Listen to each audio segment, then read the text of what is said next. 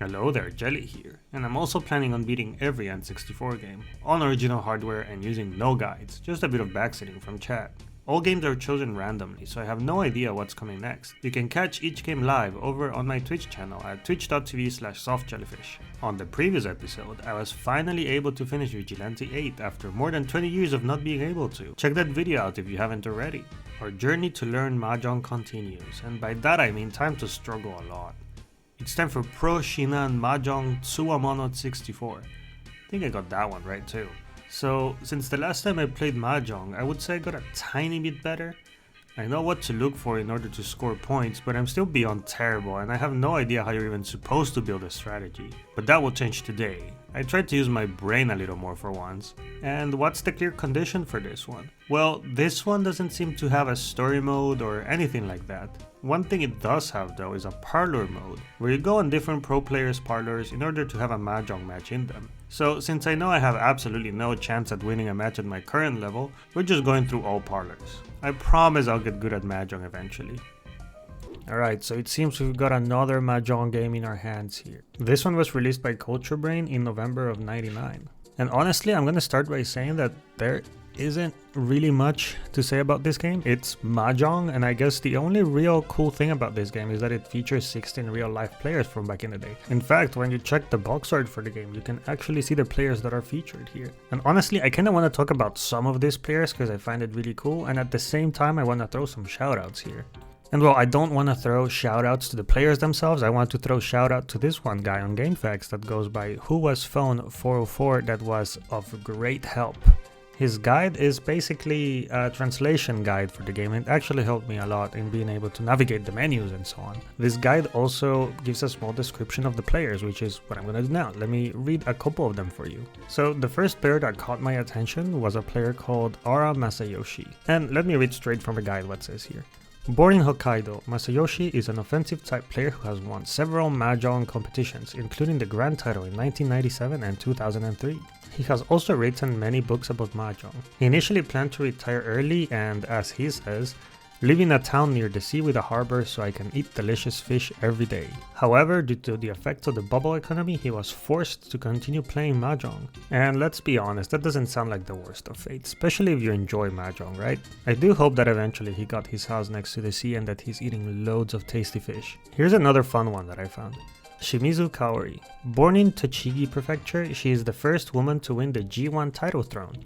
Her nickname is the Cement Queen because of her attack style. You know, I'm kind of a Mahjong beginner. Well, not kind of, I am a Mahjong beginner, and to me, this just sounds so cool. I don't know what it means to have an attack style in Mahjong and why cement style equals to attacking style. You would think that's more of a defensive style, but I don't know. I find that to be pretty cool and interesting if you ask me. You know, I could give you a description of the 14 players that are left, but let's leave that maybe for another time. And let's talk about the game itself and maybe my experience with Mahjong so far. The game begins by letting us pick our name. There's a lot of kanji. This was already extremely complicated, let me tell you that. I tried writing jelly in hiragana and I already was failing miserably at it because I forgot it. So yeah, we're already struggling. And this right here is the main menu, and let me refer to the guide to let you know what each game mode is. There are 4 important play modes. There's Mahjong Parlor Battle, there's Tournament, Free Game, and Instruction mode. As I mentioned during the intro, the only thing we're going to be focusing on is the Mahjong Parlor Battle, where basically we have to go through 6 different parlors, each with different rules and owned by one of the players. And I'm pretty sure you've noticed that I said play through each parlor battle because let's be real, there's no way I'm going to ever manage to win a single match in these things. I think my best was 3rd place, and it has been 3rd place for a really long time. Honestly, I'm not going to talk about each parlor. Each one has different rules, but honestly, I never really understood them or even can't tell the difference between one another. So instead, I think I'm going to use this video more as a way of explaining my thought process and how I'm actually learning to play Mahjong, because I really want to get good at it. Maybe not super good, pro level good, but at least being able to understand it and being able to do plays here and there. Some episodes ago, I had my first experience with Mahjong by playing that other Mahjong game, which name I forgot, and I'll just put it here on the screen. It went as well as you would expect for someone that's a complete beginner. But I went from zero knowledge to actually understanding more or less how the game flow went and what you can do and what you cannot do. Now for this game I went a bit more confident, thinking that I was going to do much better and so on, but turns out that my knowledge is still not there and I was finding myself losing by minus 50,000 points at time, which is not the greatest. I wouldn't say I'm very proud of that result, but hey, we're learning. And actually, before I continue talking about my Mahjong journey, I find this extremely funny. Check this out. So at the end of the round, if someone has Noten, they're gonna look really sad. You're gonna see, look at them. I don't know why I don't get an image myself, but hey, this is kind of amusing. On the flip side, if you actually have a winning hand, the dudes are gonna look so extremely smug about it. I can't help but imagine them being at the game studio and having the director tell them, hey, I need you to look very sad and I need you to also look really hyped or smug for when you get some points. I don't know, I find it kinda silly. I like these kinds of tiny details in games.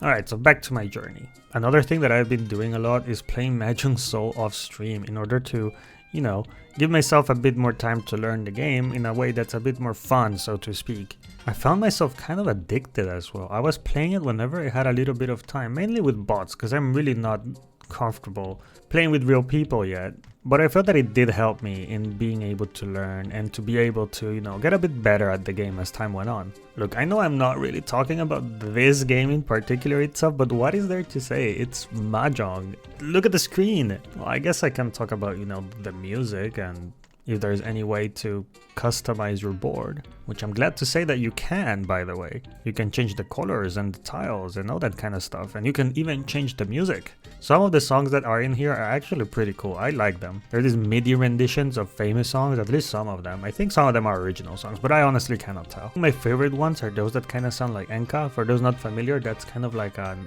old-timey musical genre from Japan. Maybe you might be more familiar with the Korean version, which is called trot. They're basically the same thing.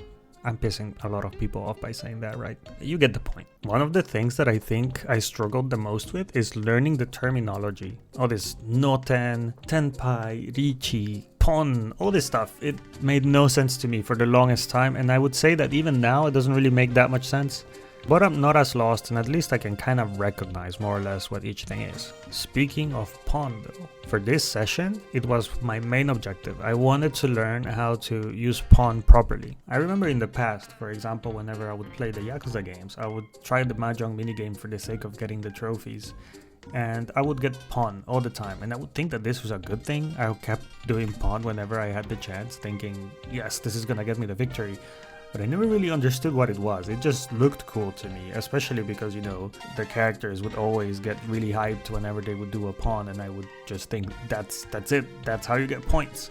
Which in a way you do, but you need to know what you're doing when doing pawns. So that was my objective. Learn how to do it, see if I can get at least one hand for the pawn. But for that, I needed to know the difference between a closed and an open hand, which was another ordeal in it of itself. And I'm proud to announce that I wasn't able to get a single pawn hand. And it wasn't because I didn't really understand it, because by then I actually knew more or less what it was. But it was more a lack of knowledge and lack of understanding in which hands I actually need to build whenever I get a pawn. So eventually I gave up on that, and my next objective became to get the hand that consists of getting 2 of each.